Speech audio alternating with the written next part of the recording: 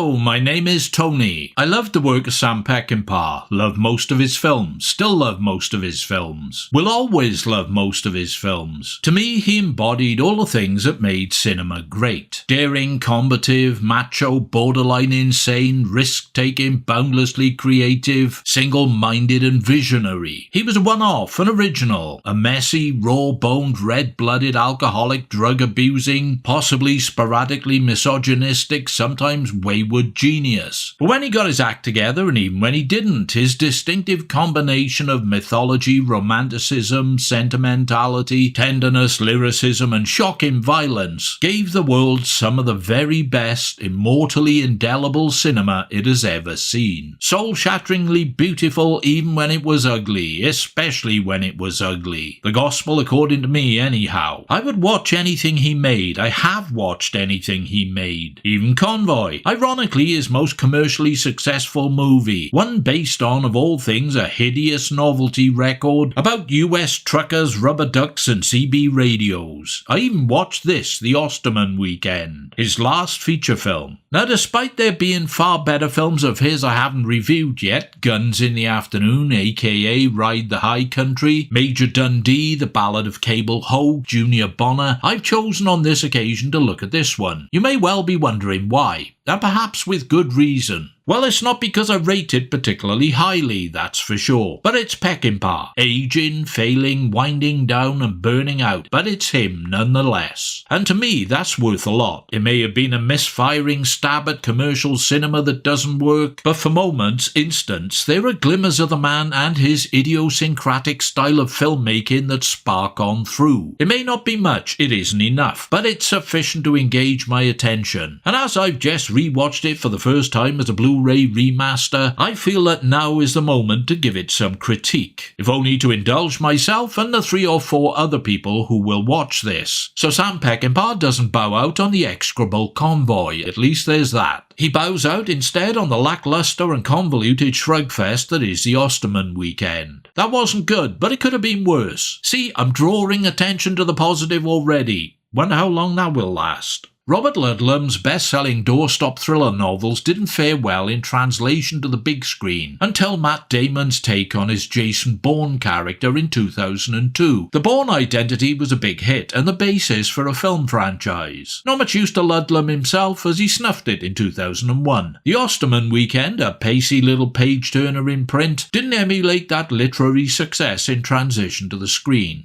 Film opens on a grainy surveillance video of a man and a woman having sex. Man is CIA agent Lawrence Fassett, John Hurt, and the woman is his wife, played by sinewy Marette Van Camp. They finish up and Fassett goes to take a shower, whilst his wife remains in bed and starts to masturbate. Unfortunately for her, death comes first. Zinger! Love a good sexual innuendo, me, and one day I might come up with one. And again! Keep 'em coming. Yay! Now well, please yourselves. Please yourselves! Another! Right, okay, that's enough. 2-man KGB hit team enter the frame. One holds a woman down, whilst the other shoves a hypodermic needle up her schnoz. Her nose, that is. Really? She's dead in seconds, and Fassett finds her that way. The video we see is being watched sometime later by CIA Director Maxwell Danforth, Burt Lancaster, and his second-in-command Walter Stenning, Sandy McPeak. It is made apparent that the CIA, specifically Danforth, was complicit in the murder. Why exactly? Dunno. Maybe the CIA is anti-onanism. Seems unlikely considering the number of wankers it employs. Anyway, afterwards Fassett became persona non grata in the espionage community, after running his own investigation into his wife's death, which went nowhere. Danforth believes he has not seen the video. Now Fassett is back, claiming that he has turned up a Soviet spy network known as Omega. He has video evidence of 3 collaborators, American traitors, meeting with Russian agents. They are television producer Bernard Osterman, Craig T. Nelson, plastic surgeon Richard Tremaine, Dennis Hopper, and stock market trader Joseph Cardone, Chris Sarandon. It's all to do with some sort of proposed germ warfare attack, it says here. Fassett has a plan. Rather than arrest the conspirators and alert the KGB, why not turn one or more of them and take down the wider Omega network? To this end, Fassett suggests using John Tanner, Rutger Hauer, a prominent telejournalist who's got a bee in his jockstrap about the US government's abuse of power. He's been friends with the three men since they all attended Berkeley. Fassett believes that if he can persuade Tanner of his three amigos' treachery, he will be able to at least bring one of them on side to inform on the rest. Stennings advises caution against this approach, but Danforth, who has his eyes set on the White House, gives the go-ahead. The success of such a mission would boost his chances of securing the presidency. The men are due to convene at Tanner's ranch for their yearly reunion, events known as Ostermans, since it was Osterman who started the tradition, the ideal time for Tanner to work on them. On meeting with Fassett, Tanner is initially disbelieving until he has shown the video evidence of his three chums getting up close and personal with the Soviet agents. Even then, he still doesn't want to do it until Danforth arrives in person to sell the gig. Tanner agrees, only if Danforth will agree to be interviewed on his show, which he does. The setup for the action and intrigue that follows goes like this. Tanner tries to get his wife Allie, Meg Foster, and young son Steve, Christopher Starr, out of harm's way for the duration of the weekend reunion. Before they reach the airport, an anonymous man attempts to kidnap them. There is a frantic car chase and Fassett's team intervenes, killing the man. He then convinces Tanner that they would all be safest at the ranch under his protection. The reunion weekend goes ahead. Osterman arrives alone, Cardona is accompanied by his wife Betty, Cassie Yates, and Tremaine by his wife Virginia, Helen Shaver, who is a sexually promiscuous cokehead and alcoholic. Once the guests are assembled, Fassett sets up his mobile operations base on the grounds, screened by forestry. He has CCTV cameras installed inside and outside the ranch house. His team of armed combat agents seal off the property, and then the fun begins. As Tanner tries to figure out how to handle the situation, and his guests become ever more anxious, suspicious and paranoid, and events start to escalate dangerously with fatal consequences.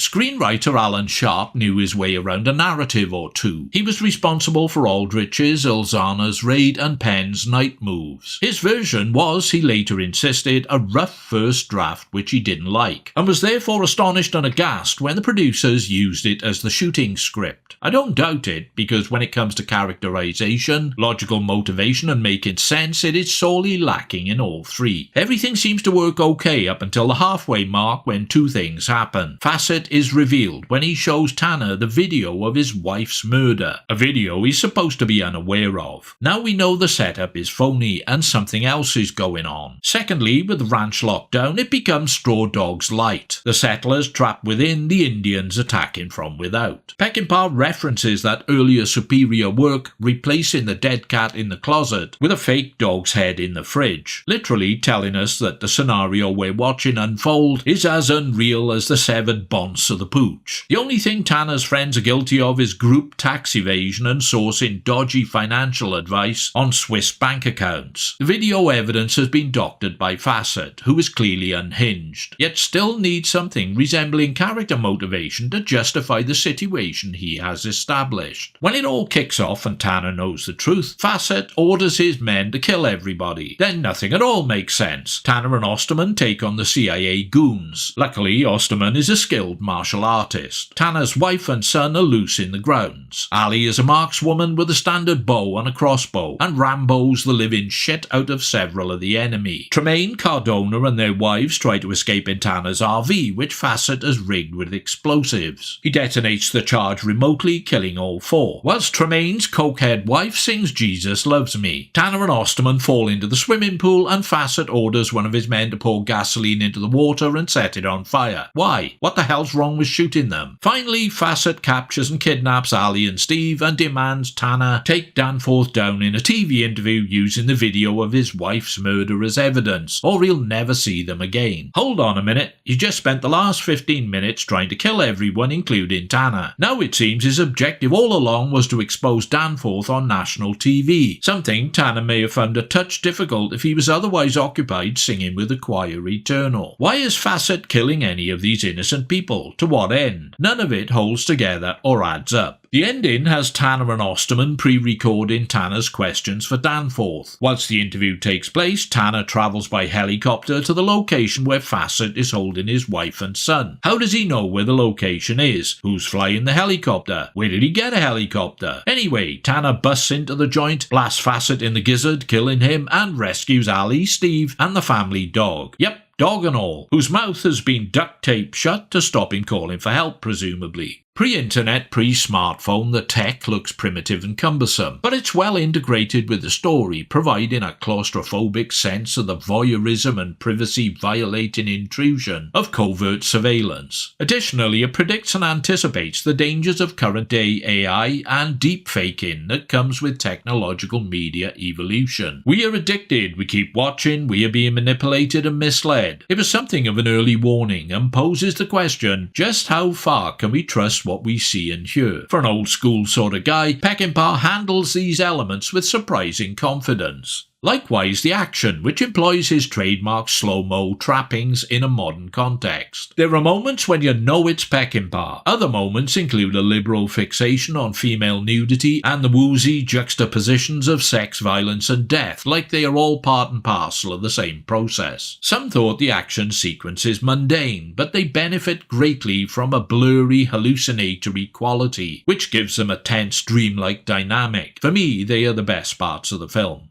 Such was Peckinpah's reputation, the actors taking part elected to do so just to work with him. Hauer, Lancaster, Hurt, Nelson, Hopper, all on record. I don't think the attraction lay in their roles or the characters they were playing, because the writing and characterization is dog-eared ropey at best. Dennis Hopper's Tremaine is so underwritten that I forgot he was in the movie. This is Dennis fucking Hopper, man, who up until now would never fail to make some sort of memorable impact in every part he ever played. Here he's some peripheral, indistinct ghost who may as well not appear at all for all the difference it makes. Sarandon doesn't fare much better. Of the supporting cast, it's the ladies who are the most memorable: Meg Foster, Cassie Yates and Helen Shaver. All three look stunning in their own individual ways, which helps single them out whatever anyone may think. Hauer has his piercing gaze, chiseled natural charisma, and vibrant stillness to his credit, yet is still little more than a blank canvas hanging on a blank wall. Lancaster and Hurt are never less than professional, but if anyone shines over and above, it's Craig T. Nelson as Osterman, who has the best lines and makes the most of a mark, a smooth combination of steely ambiguity and latent aggression. Best turn in the film. Cinematography by Peckinpah regular John Cocchion is by turns bright and or murky, which may or may not be deliberate, contrasting moments of clarity with those of indistinction, symptomatic of the shifting shadow world of espionage and deception. And Lalo Schifrin delivers a low-key, jazz-tinged score, which he apparently got his scene cues for sitting by Peckinpah's sickbed and working through the script.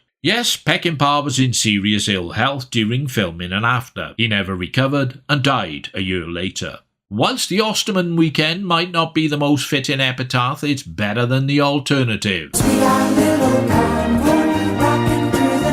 Fuck's sake. Of course it was critically panned on release, and not without good reason this time round. It did come close to making its budget back initially and then went on to turn a profit as a popular rental and seller on the home video market in Europe and elsewhere. It's the structural flaws that let it down rather than the talent involved, and it's so frustrating to watch something that has such a great pedigree but makes so little sense. Even so, I still get a kick out of those characteristic Peckinpah moments, especially when he seems to be in an uncharacteristically playful mood. I miss his presence in the world, or perhaps it's the lack of those like him these days, where movies seem sanitized and pristine to look upon, with no heart and soul or anything revelatory, complex or flawed or human to impart.